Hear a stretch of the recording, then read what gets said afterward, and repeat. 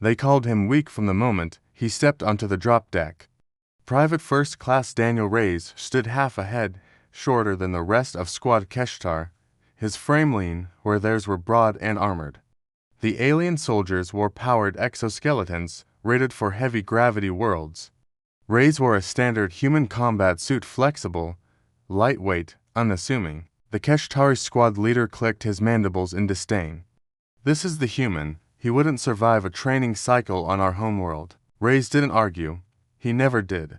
The mission was supposed to be simple. Recon an abandoned mining complex on Virex 9. The planet's gravity was nearly double the standard, enough to exhaust most species in minutes. This was why humans were added to joint operations in the first place. Their endurance was unusual.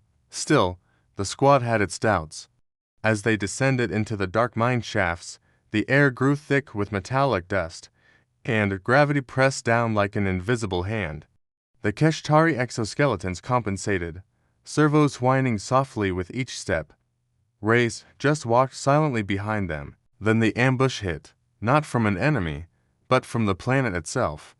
The ground collapsed beneath Squad Keshtar, dropping them into an uncharted lower chamber. The impact shattered their exoskeleton support struts. Alarms screamed as power levels plummeted. One by one, their powered armor failed. The squad leader, Threx, tried to rise but collapsed, his leg plates crushed. Another soldier's armor sparked violently, a third lay unmoving. Reyes hit the ground hard but rolled, absorbing the impact the way humans always did. Status. Threx barked into the comms. Mobility. 0. Came the replies, panic creeping into their voices. The gravity here was even worse, nearly 3 times standard.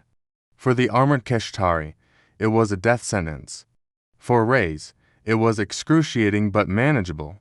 He moved, calmly, efficiently. Human training kicked in. He stabilized the worst injuries, sealed ruptured armor, and rerouted failing life support systems with practiced hands. You should retreat. Threx rasped, his voice weak. Leave us, you cannot carry us. Reyes didn't answer. He disengaged Threx's useless exoskeleton, locking it into passive mode. Then, with a grunt that echoed in the silence, he lifted the massive alien warrior onto his back. The rest of the Keshtari watched in stunned silence. Reyes staggered, but he didn't fall. Human muscles burned, fibers screaming under a strain they were never meant to handle.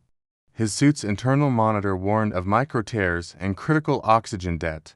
He silenced the alerts, one at a time. He muttered to himself. He made the first climb, using a collapsed support beam as a makeshift ladder, dragging himself and his burden upward, inch by painful inch.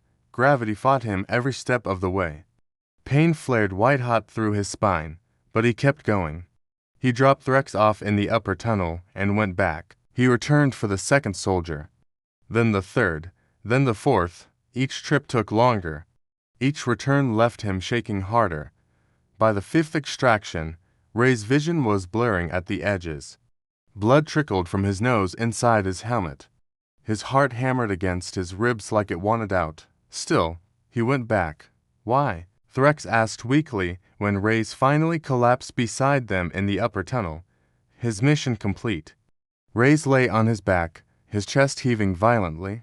Because, he gasped, no one gets left behind. Rescue teams arrived hours later to a site that would become legend. All 6 Keshtari, alive and stabilized, and one unconscious human lying beside them, his body pushed far beyond all known biological limits. Medical scans later revealed the shocking truth. Reyes had operated at nearly 180% of his recommended muscular output. His bones had flexed under the pressure, not shattered. His cardiovascular system had adapted in real time, shunting oxygen with ruthless efficiency. What shocked the doctors most wasn't his strength, it was his refusal to stop. At the debriefing, Sergeant Threx stood before the Galactic Council. We believed humans were weak, he admitted, his voice resonating through the chamber. They lack natural armor. They lack claws or fangs. He paused, turning to look at Reyes, who stood quietly at the back. We were wrong. Humans are not strong because they are built for war. They are strong because they decide to be. From that day forward, no squad ever questioned a human's presence again.